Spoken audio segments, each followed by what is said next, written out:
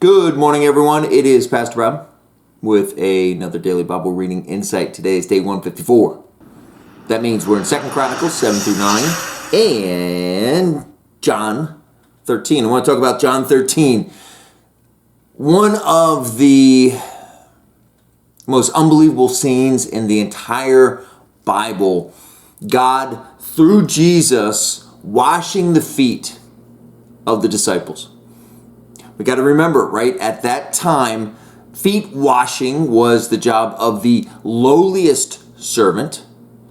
Think sandals, think dirt roads, think lots of yuck and manure and things like that. It was a disgusting job that only the lowliest servant was required to do. And here's Jesus doing it. 4 things we can take away from this. Number 1, God's nature is kindness, is serving, is loving, is embracing, is compassion. We have to get away from the Old Testament view of God sitting on a throne judging us. Yes, there is that component, but foremost, God's nature is loving and kind, the type of God that would put on an apron and clean us up. That's number 1. Number 2, God desires to clean all of us, not just some of us. He knew that the feet of his disciples would be the dirtiest, representing the dirtiest parts of their souls. He wants to clean all of us. He said to Peter, if I don't wash your feet, then you can't have a part of me. If you don't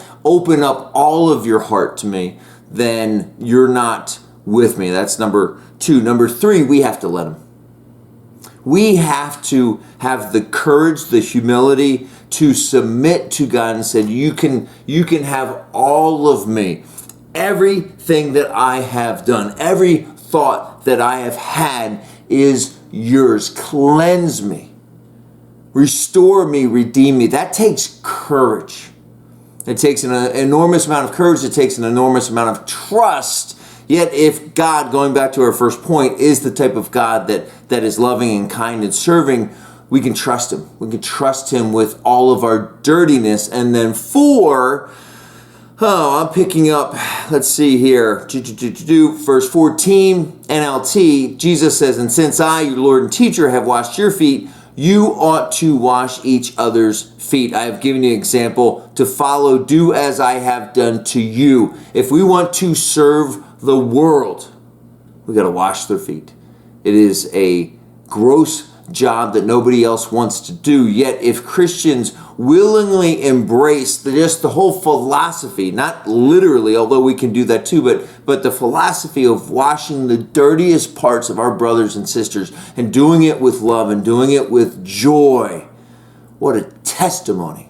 What a different way to show up in a world that worships power and force and manipulation. It could change everything. Amen? What do you think? What other takeaways are there from washing feet by Jesus' example? Let me know. Pastor Bob with West Willow United Methodist Church. We'll see you tomorrow.